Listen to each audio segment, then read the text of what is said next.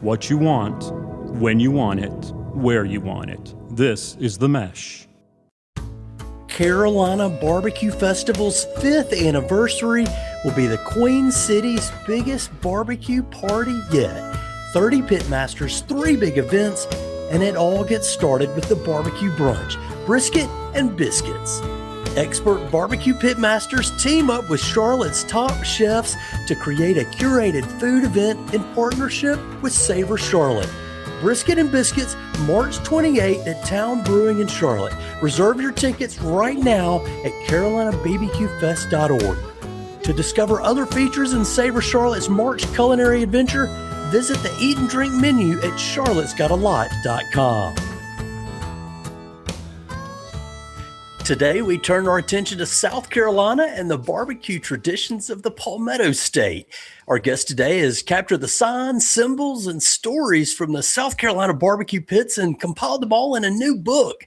Nathan Spainhour is the author of the South Carolina Barbecue Project. He is a Greenville-based designer, artist, barbecue lover, and the founder of Spainhour Creative Work, a studio focused on brand and creative strategy. He also helped develop the Greenville Barbecue Map, which highlights 17 local joints that you don't want to miss anytime you're in the upstate. Nathan, welcome to the Low and Slow Barbecue Show. Thanks so much. I'm really happy to be here. Yeah, so why don't you just take a quick moment or two and introduce yourself to our audience? Maybe what would you like for them to know about you? My name's Nathan Spainhour. Grew up in upstate South Carolina. I have been in the design industry and creative industry for about 20 years. And this book is a labor of love. It's also started out as a graduate thesis for a graphic design MFA. So if you can believe it, it's funny that it turned into a barbecue thesis, but that's what happens. But yeah, I love it. Sure. So, okay, we're going to talk about the South Carolina Barbecue Project, but before we go anywhere, I want to go ahead and sort of set the barbecue battle lines, if you will. And so imagine a plate of food in your head. So it exemplifies barbecue. What in your mind is barbecue? Barbecue to me is pork. I'll say that. Okay. It's preferably whole hog. Like Eastern North Carolina, like PD region of South Carolina with vinegar pepper sauce. Yeah. Sides, standard fare potato salad, baked beans. I'll be honest, if fried okra is ever on the menu, I can't not order it. Oh yeah. But yeah, that's me. I think where I'm from though, you got a lot of pork shoulder and mustard sauce too. So I don't ever say no to mustard sauce. I love it. Gotcha. So that kind of gives you a little bit of barbecue heritage. It sounds like it's in line with kind of the upstate of South Carolina and true South Carolina barbecue. So tell us about the project. Before we kind of get into the backstory, let's talk about the end product. What is it and what will people find when they pick it up? So it's a book on essentially the signs and symbols of barbecue. It's not a cookbook. It's not, this is the best place in South Carolina to eat. It's more about the history and the culture and the visual culture of barbecue in South Carolina specifically. So yeah, it's for anything from signage, signage that you find on restaurants throughout the state and how they're different in different regions, to kind of the subcultures around the sauces, right? Different sauces. I mean, South Carolina is the only state that officially has 4 sauces. I mean, everybody has multiple sauces, but I think, but it's kind of a visual feast, just to put it lightly. It's definitely not all words. It's funny when I'm talking about the book, sometimes it's really hard because it's like, I want to have stuff to show, while I'm talking about it, because it sometimes doesn't make any sense if you don't have the pictures. So, sure. But yeah. That's great. Well, now, so does it focus on any particular restaurants at all? It sounds like it's a lot of tradition, but maybe some of the restaurants. Talk about folks that you promote or encounter. I obviously visited a ton of different places in the research for this, and I tried to, without overwhelming the reader, I focused on 4 different specific restaurants in the state, one in each region. So like the PD, the Low Country, the Midlands, and the Upstate, and basically told a case study around that. And I dissect the signage, the food, the atmosphere, the people, and everything from kind of a first-person point of view. But but yeah, the restaurant specifically that I feature in the Upstate's Henry's Barbecue, which has been around since the early '90s. And let's see, I did a Rodney Scott's out of Charleston, the new his whole hog place. I actually talk about Lewis Barbecue as well, which I know y'all are getting one in Raleigh, or it's already there. And then in the PD, I do Scott's Barbecue, which is where Rodney kind of came from, where he's originally from, in Hemingway. And then in the Midlands, I do Maurice's Piggy Park, which has a wild history. So, but yeah, those are the ones that I feature. And a lot of that came from, my background is in branding and design. And, granted, I grew up here, so I know a little bit about barbecue, but I think that, it was one of those weird things. I didn't feel like how do I have the authority to say these are the places, that I should feature? And at the beginning of this project, I relied heavily on the South Carolina Barbecue Association. They had a list of barbecue places that was called 100-mile barbecue, places that it's worth driving over 100 miles to get to. They don't really update it much anymore.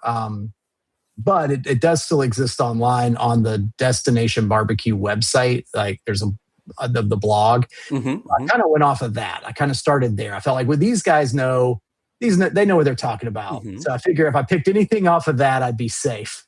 So that's how it all got started. Yeah. So during the course of the project, well, let's talk about the course of the project and how you got started. You mentioned it was a master's thesis. How did that kind of seed get planted and then develop from there?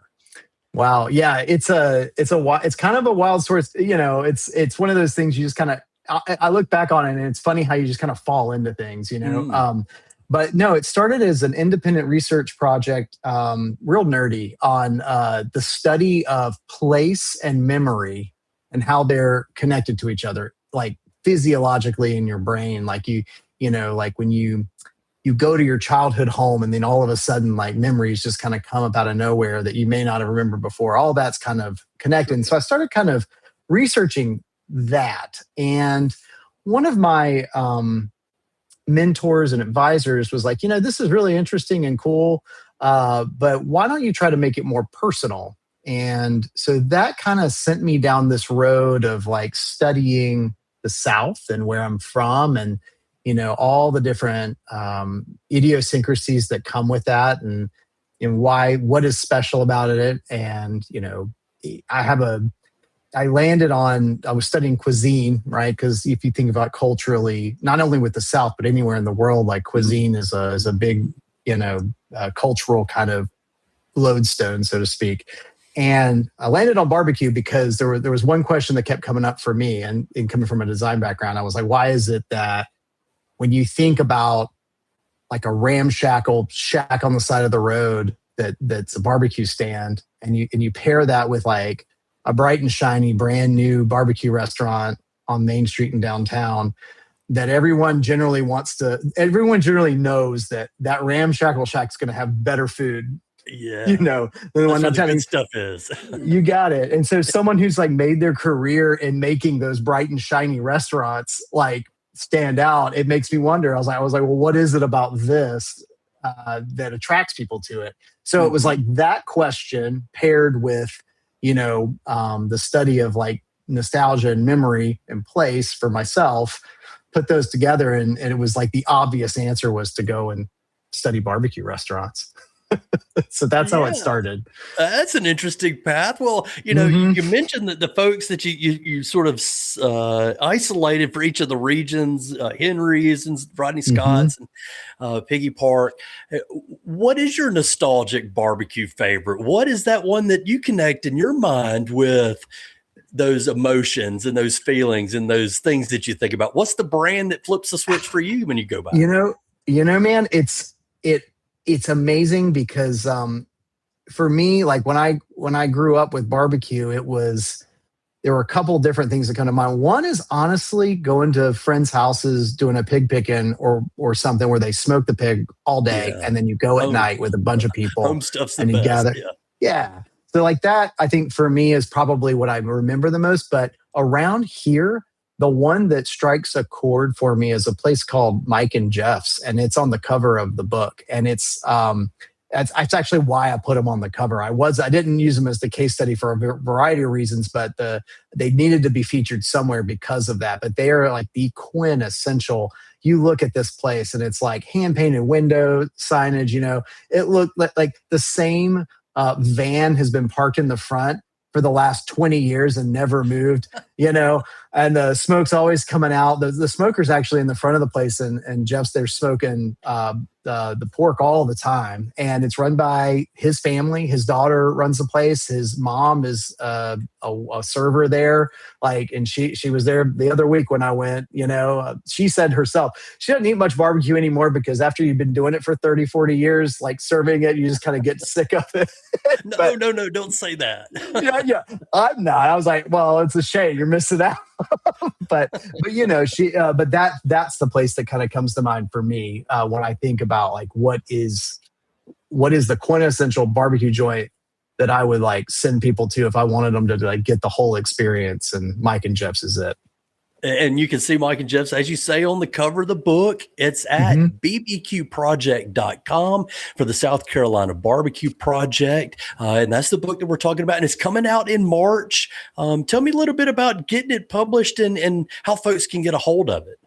Sure. Yeah. Well, it's published. My publisher is Good Printed Things, and they are located in Greenville as well. And the owner is a good friend of mine, and we've collaborated on several projects. And she approached me, I guess it was about a year ago, to turn my academic work into this. So it was a year to transform it, because no one wants to read a snooze fest of a academic thesis. So I think that it's been a journey. But yeah, you can pick up the book at goodprintedthings.com, and I also have a link on barbecueproject.com to do it too. But yeah, pre-orders now, and March 3rd is when they'll be in hand. So I got you. Okay. So during the course of both the MFA and the book publishing and this whole research project, is there anything that you've come across that you've learned about South Carolina barbecue that might surprise people, either you or other people outside the Carolinas? It's interesting. I know we have a reputation for I know people have this thing about mustard sauce, right? Like, I grew up on it. It's not weird to me, but obviously no one else has it. I will say mustard sauce is the best thing you can pair with pork. You think about it. You think about like old German food, right? Pork and mustard sauce is great. But I will say there's this, back in the 80s, there was a map that was made about the kind of divisions of the areas of the state that had the different sauces. And I will say, like, now it's everywhere. Those sauces are all over the place. So if you ever come to South Carolina, I always say, try the mustard sauce. It will changes the game if you like mustard. Other things that I discovered, frankly, with the new places that are opening up, you have places like Lewis Barbecue coming from Texas. Brisket's everywhere now. That surprised me how it's just kind of like everybody's got brisket. I still am a big fan of pork, but if you get the right kind of brisket, it's like game changing. No doubt. That surprised me. Also, like places like so Rodney Scott's is a good, Whole Hog Barbecue is a good example, and also places like Home Team Barbecue, which started out in Charleston. You're having these places that are becoming chains, right? Technically, but Rodney Scott's just got a Michelin Bib Gourmand award, and his is technically a chain. So it's interesting to see these small places that still do, low and slow, smoked over wood for 12 hours or whatever it is. They've been able to make that work and make it scale and still make a quality product. And that being said, it's like what used to may have been a stigma as far as like, I don't want to go to this chain because it's not authentic. I think that's going away. And that surprised me. I don't think it's a bad thing. I think that's good for barbecue as an institution, but it's going to be interesting to see, I think, what happens in, say, the next 5 to 10 years is how many of these smaller kind of mom and pop shops are still going to be around, or, is it going to be more of these kind of mid-size chains that make good barbecue, but they're not so localized anymore, Yeah. So I think that was something that was surprising to me. So a very interesting perspective there. And we'll probably get into some of those local places around Greenville when we talk about the Greenville barbecue map here in just a moment. Before we get there, Sure. A quick reminder, the best pit masters in South Carolina and North Carolina are going to be coming to Charlotte April 17th and 18th. Tickets are on sale now for the Carolina Barbecue Festival. It's at carolinabbqfest.org. Use promo code Low and Slow and get your discount. That's Low and Slow, all one word, all caps. This year's event features the kickoff Friday night with Charlotte's best barbecue pit masters, then Barbecue Saturday, the main event in Victoria Yards in Charlotte. There'll be samples from dozens of pit masters. There'll be beverages, live music. It's going to be a very large time, April 17th and 18th. Before that, it's brisket and biscuits. The Carolina Barbecue Festival's barbecue brunch at Town Brewing Company in Charlotte. It's March 28th. Chefs and pitmasters team up to serve 6 distinct dishes as part of this year's Charlotte Savor events. You get more details on Savor at charlottesgotalot.com. For more on the Carolina Barbecue Festival and Barbecue Brunch, visit carolinabbqfest.org. In the brunch lineup, you'll see Dylan Cook from the Anderson area. And as we continue our conversation with Nathan Spainhour about the South Carolina Barbecue Project and the Greenville barbecue map, Nathan, does Anderson get grouped into the Greenville area at Fort Grove? Are they part of the Greenville barbecue map? Man, I love Fort Grove. I did not, I'll be honest with you, full disclosure, I didn't even realize they were around until we had just published the second edition of that map. And I saw him recently in an event in Anderson, and I was like, you will be on it again. You will be on it in the next version, They technically do. I don't think I didn't look out that far for the first version, but I include Midway Barbecue, which is out in Union, and they're just as far as Fort Grove is from Greenville. So I don't think that's very fair. That we should pull in Fort Grove. So I'm a big fan. Yeah. Well, so tell us all about the barbecue map, how that came into fruition. So that was an interesting project. Same publisher, right? Good Printed Things. So my friend Lib Ramos, she approached me. She had heard I'd worked on barbecue for my thesis, right? So this is a while back. And she makes these kind of localized maps around Greenville. She makes one for coffee and there's one for cocktails, various different topics. And she usually gets a designer or an illustrator and a writer, pairs them together and makes these wonderful kind of really bespoke maps of the area. But I was a little different because I did both. So she just had me do the design and the writing for it. And it was a journey, but it was a lot of fun. So basically, I just you're limited to real estate, at least in what's printed, and that was a big challenge because I had to find essentially around 7. I think there's about 17 places that are marked on that map, and I wanted to make sure they were good.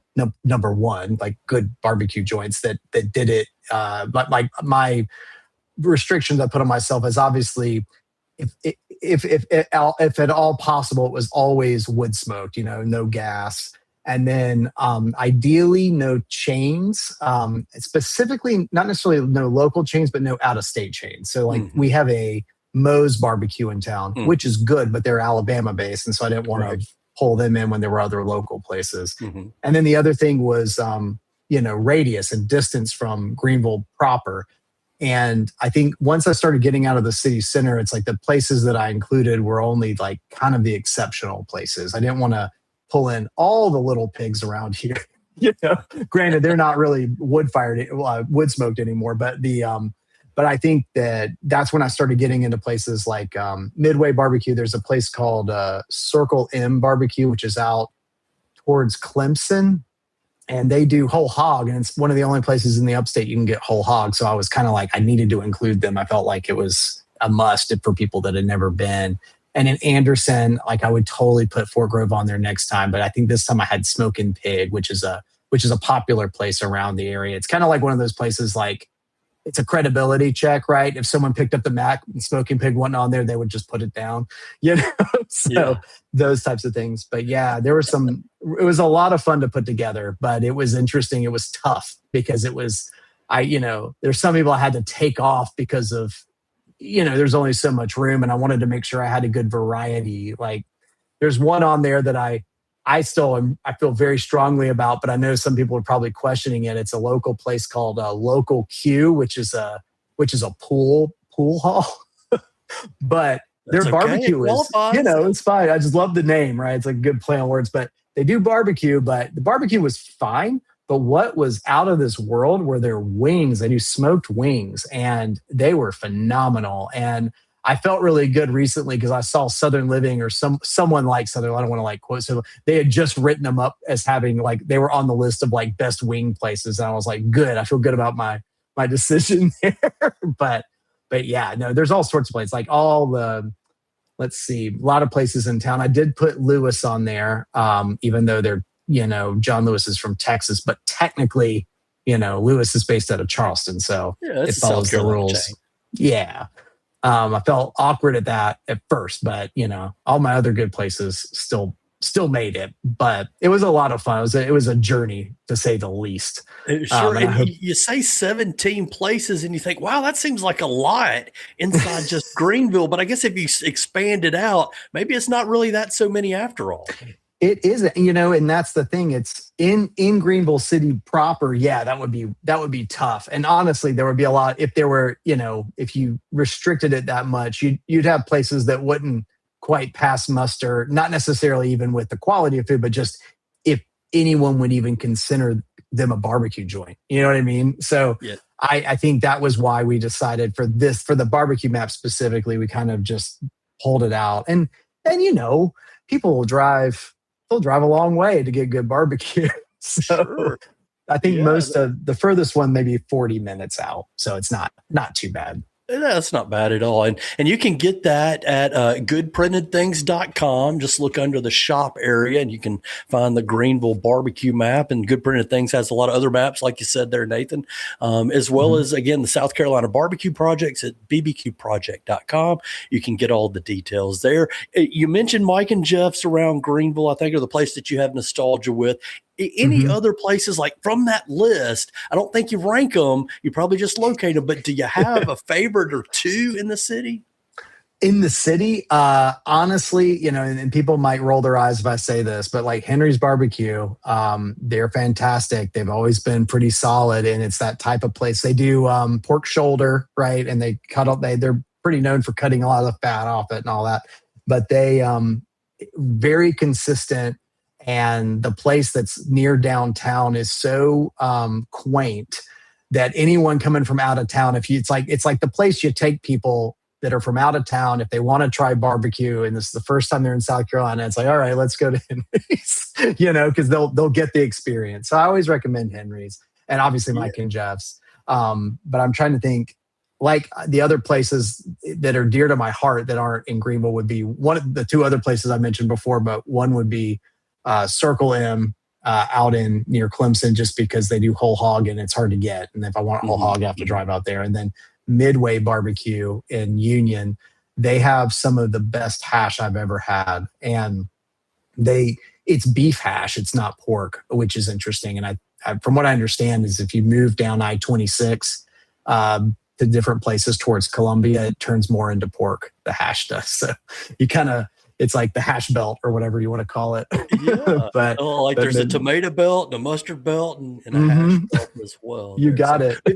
We've enjoyed talking barbecue with you, Nathan Spainhour and the South Carolina Barbecue Project. What's next on your agenda? Anything barbecue or anything else?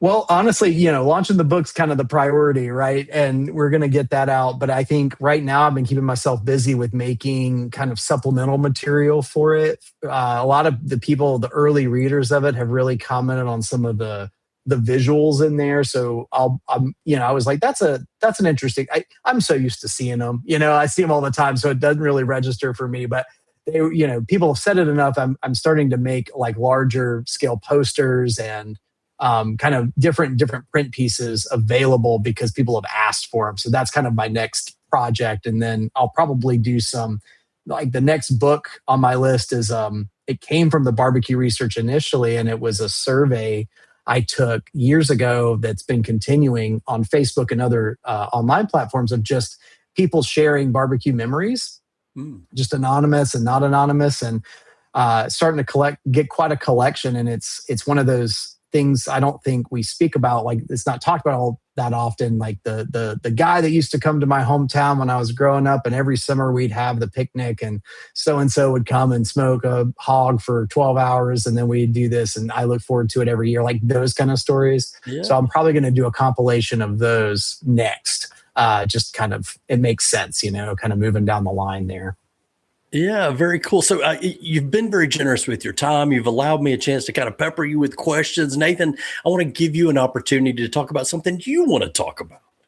Oh, well, I mean, right now, I would say it's kind of goes back to what I was saying before, like things that I care about right now, as far as like in the context of the subject matter, I would be like, yeah, I care a lot about these little places, right? These little Mike and Jeffs of the world. And I really, I've been reading a lot lately about how, the price of beef is going up, and, a lot of the places, especially in Texas, you'll see these smaller joints kind of closing down just because it's getting too expensive. So, one of the things I've been thinking a lot about is like how to raise awareness for some of these small businesses and wanting to go out and keep them in business. So, and how to support them. So that's kind of something I care about, is keeping these little places alive, So go out and support your local barbecue shop or joint or restaurant or whatever you want to call it. Because I think it's a cultural kind of touchstone that needs to stick around, throughout all the South. So. And that, my friends, is the final word from Nathan Spainhour, the brains behind the South Carolina Barbecue Project, a new book coming out in March. You can learn more and get your copy at bbqproject.com. You can follow the project at SCBBQ Project on Instagram. And to find the barbecue map of Greenville, South Carolina, just visit goodprintedthings.com. Look for it in the shop. You can pre-order your copy, and I'm sure you can buy copies once they're available, all there at bbqproject.com and Good Printed Things. Nathan, thank you so much for joining us. Thank you so much for having me. It was a pleasure. You've been listening to the Low and Slow Barbecue Show, sponsored by the Carolina Barbecue Festival, April 17th and 18th in Charlotte's Victoria Yards. Reserve your tickets for the Carolina Festival at carolinabbqfest.org, and be sure and use promo code Low and Slow for your discount. To our audience, thank you so much for listening to the Low and Slow Barbecue Show. If you like what you hear, share our podcast with your food-loving friends, and please give us a 5-star rating on your favorite stream. For more interviews and pitmasters and chefs and blogs and recipes, all that good stuff, just visit our website, lowslowbbqshow.com. We've got more details about the Carolina Barbecue Festival there, as well as the barbecue brunch. We've got our blog. You can also sign up for our weekly newsletter, where we deliver the latest Carolina barbecue news, fundraisers, food truck schedules, events, all that in your email inbox. Just sign up today, lowslowbbqshow.com. The Low and Slow Barbecue Show is proud to be part of the Mesh.tv network of podcasts. Visit the Mesh.tv for other great podcasts. I'm a big fan of Big Fan, behind the scenes and all that. Our producer, Andrew Moose. We couldn't do our weekly podcast without him. Thank you, Moose. Join us again next time when we share more pitmaster stories, recipes, and advice on the best barbecue you can find in the land, from the farm to the fire to your plate. For the Low and Slow Barbecue Show, I'm Chigger Willard, reminding you that for the best barbecue and the best barbecue podcast, make it low and slow.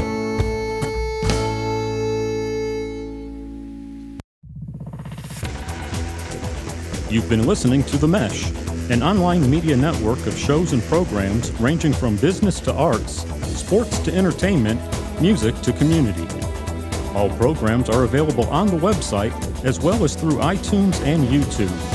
Check us out online at themesh.tv. Discover other network shows and give us feedback on what you just heard.